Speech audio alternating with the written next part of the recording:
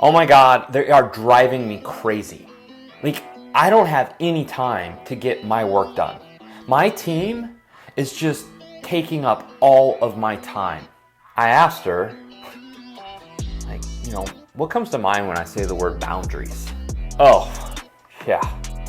Well, I'm not very good at setting boundaries. I don't know. I just feel so bad. I just feel bad because, I'm trying to do work that I enjoy, that my creative energy, right? I'm trying to do the stuff that I love to do, and they're the ones at the office doing all the work. And I guess I just feel bad. I kind of feel guilty that I'm the one enjoying myself and they're doing all the work. And so I kind of have to make myself available, right? How well is that working for you? You see, there are 3 essentials to setting boundaries, especially for leaders, in a way that you do it without feeling all the guilt. Because let me tell you, the guilt is so normal. It's so normal that you're feeling guilt when you set boundaries. But I want to tell you 3 things that I think that if you do these 3 things, you're going to be able to be way more effective at setting boundaries with a lot less guilt. Because you're setting boundaries. Starting today, at the end of this video, you are going to know how to set boundaries. Number 1, you have to realize that you create your own experience. You know what I mean? Like, you create your own experience. Like, everything you see is through a lens, a set of filters. And so we don't see the world as it is. We see it as we are. And so it's in our being. It's how we see things. It's how we're interpreting what's happening around us. We create stories and interpretations and assumptions around that. And that determines then how we show up. You create your own experience. You are responsible for the story you tell yourself. Now, what's cool about that is so are they. You create your own experience, so do they. If they are offended by your boundaries, that's their experience. That has nothing to do with you. You have to realize that you create your own experience and so do they. Let them be responsible for their own stories because they're going to come up with all kinds of judgments. Most people probably won't. Most people will just be like, yeah, it makes sense. Boundaries, I would like some boundaries too. Wow, you've really inspired me to, maybe I should set some boundaries for myself. Most people will go that way. There will be some people though that, yeah, they will be like, what, she thinks she can just like leave the office for a whole day, Hey, that's their experience. That's their story.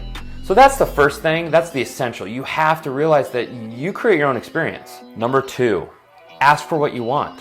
Ask for what you want. Like, if you want to set boundaries without the guilt, ask for what you want. This sounds simple, right? But most of us don't do that. We just expect that people honor our boundaries. And we might hint at that we would like to have them, but because we're coming from a place of guilt, we don't fully ask for and own what we want to see. We don't do that.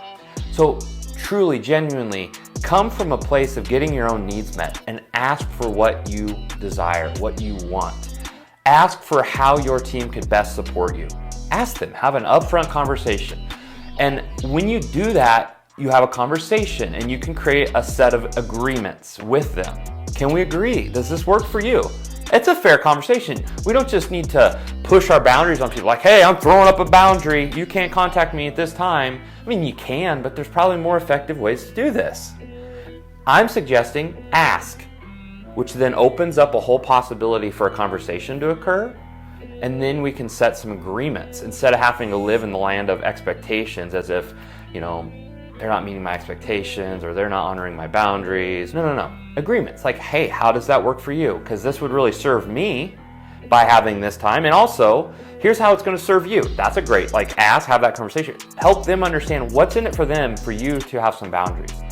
Because now when I am in the office, I'm going to be way more present and way more energized and focused on serving you guys and supporting you guys and leading you well. I would like to ask for this chunk of time to be my time, and what that means is I won't be responding to emails. This is my time. Can we agree to that? So that's number 2. Number 3, this one's, I've saved the best for last. Be still and know that you are the only one that can break your boundaries. You are the only one to not honor your boundaries? How often have you ever felt like, like they're breaking my boundaries? They're not honoring my boundaries.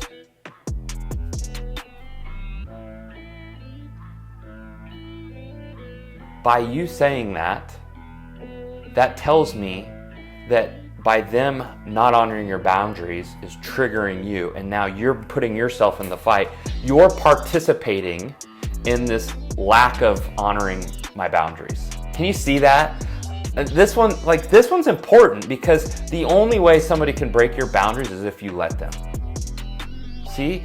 Like, if you have a certain person that does push your buttons, and they just keep showing up, and they just come into your office and they drop a bomb on your desk, even though you've set a boundary, and now you're all triggered and you're like all stress and anxiety and overwhelm and feel like you got to fix it. You were the one that broke your boundary, because you created a boundary for yourself, and that means creating your own experience. And so when somebody comes into your office or some bomb gets dropped on you, you can say, I have a boundary here. I said that no emails after 5 o'clock. I will not read my email after 5 o'clock. I broke a boundary. I was at a retreat, a 4-day retreat. We were supposed to stay off our cell phones. I told my coach, I accidentally checked my email. Like, in the moment, it felt like I accidentally did, because I grabbed my phone and sure enough, boop, flicked it open, and there was my email. And he's like, oh, you accidentally. He said, this is a really good example. And there was no judgment, right? But this was a good example of, we don't honor our own boundaries. We say one thing, but then we don't honor them.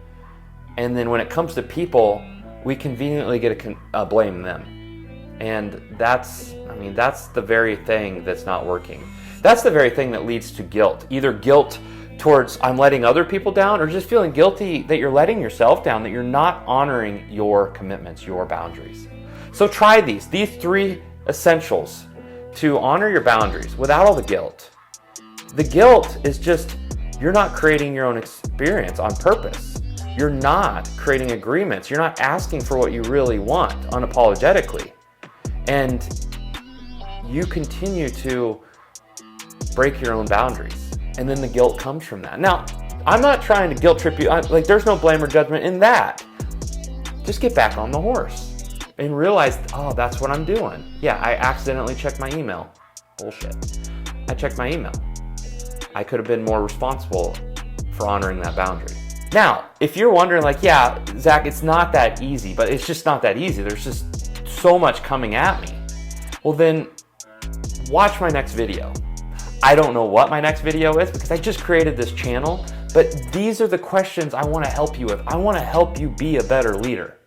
I want to help you find and tap into what I call resonance, to where who you are aligns with what you do and how you do it. Find that real effortless and energizing approach to leadership, because that's when it gets really fun. And I want to help you tap into your creativity, get back to creating a big vision in your business, play a bigger game in your life. That's what I'm here to help you do. That's what I help my clients do. Go set some boundaries.